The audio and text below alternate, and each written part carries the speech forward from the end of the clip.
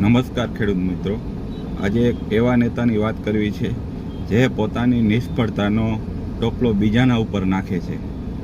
હા, આજે હું જે પાલભાઈની વાત કરી રહ્યો છું. જે ખેડૂત આંદોલનની નિષ્ફળતા ગઈ તેમાં પાલભાઈએ કેટલા ઉપર પોતાની નિષ્ફળતાનો ટોપલો બીજા ઉપર નાખ્યો, અને બીજી તરફ ખેડૂતોનું જે આંદોલન છેલ્લા 6 મહિનાથી પીક ઉપર હતું, અને આ આંદોલનમાં રાજકીય પાર્ટીઓએ પોતાને જશ લેવા માટે થઈને પોતે આ આંદોલનમાં ઇન્વોલ્વ થયા. ત્યારબાદ ગાંધીનગર રેલીનું એક આયોજન કરેલું હતું, અને આ રેલી ગાંધીનગર પહોંચે તે પહેલાં જ બંને રાજકીય પાર્ટીઓ સામસામે ઝઘડવા માંડી. અને આપણે સૌ જાણી શકીએ છીએ કે આ બધા હોશિયાર માણસો છે, આવી ભૂલ કરે નહીં, પણ આ ભૂલ જાણી જોઈને ખેડૂત આંદોલનને નબળું કરવા માટે કરવામાં આવેલી છે. અને બીજી તરફ કે જામનગર અને દ્વારકા જિલ્લામાંથી જ્યાંના પાલભાઈ આંબલિયા ખેડૂત નેતા છે, ત્યાંના 20 ટ્રેક્ટર પણ નહોતા ગયા. અને બીજી તરફ જ્યારે જામનગરમાં પણ જ્યારે જન આક્રોશ રેલી હતી ત્યારે પણ કોંગ્રેસના કેટલાક કાર્યકરો તેમજ કેટલાક નેતાઓ જે અહીંની સ્થાનિક લોકલ કોન્ટ્રાક્ટર કંપનીઓ સાથે મિલીભગત કરી અને ખેડૂતોના ખેતરમાં દાદાગીરી કરે છે તેના વિરુદ્ધ પણ ફરિયાદ કરવામાં આવેલી. તેમજ પાલભાઈ દ્વારા અહીંના કલેક્ટર કચેરી એક આંદોલન તેમજ આવેદન આપવામાં આવ્યું હતું. તે આવેદન સમયે મેં ખેડૂતોને એ આંદોલનમાં જોડાવા તેમજ આવેદનપત્ર દેવામાં જોડાવા કીધું હતું.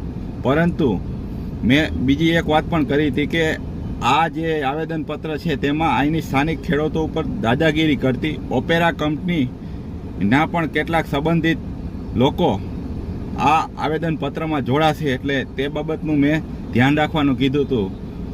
ત્યારબાદ જે આવેદનપત્રમાં સંખ્યા ન થઈ એટલે પાલભાઈ દ્વારા એક વિડીયો બનાવીને કહેવામાં આવ્યું કે કેટલાક લોકો દ્વારા આવેદનપત્ર દેવા માટે ખેડૂતોને અટકાવ્યા હતા, અને તમારે એક કંપની યારે વાંધો હોય ત્યારે પાલભાઈ ખુદ એક કંપની બોલ્યા, ખુદ ઓપેરાનું નામ પણ ન બોલી શક્યા. અને ત્યારબાદ મેં પણ વિડીયો બનાવીને કીધું હતું કે અમારે કોઈ એક કંપની યારે વાંધો નથી, જે પણ ખેડૂતો યારે દાદાગીરી કરતી હોય તમામ કંપનીઓ યારે અમારે વાંધો છે.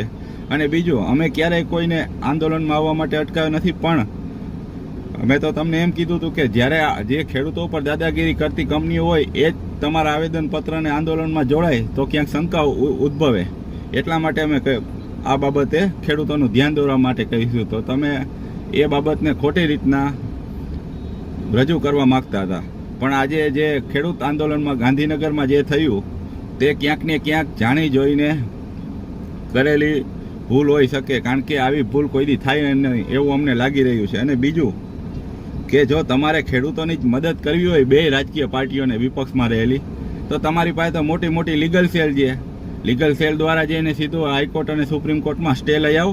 એટલે માટે ખેડૂતોને પણ કહું છું કે આ જે પણ આંદોલન કરો એ બિન રાજકીય કરો, અને કોઈ પણ રાજકીય લોકો તમારું આંદોલન ન બગાડે તેનું ધ્યાન રાખજો. નમસ્કાર, જય હિન્દ, જય ભારત.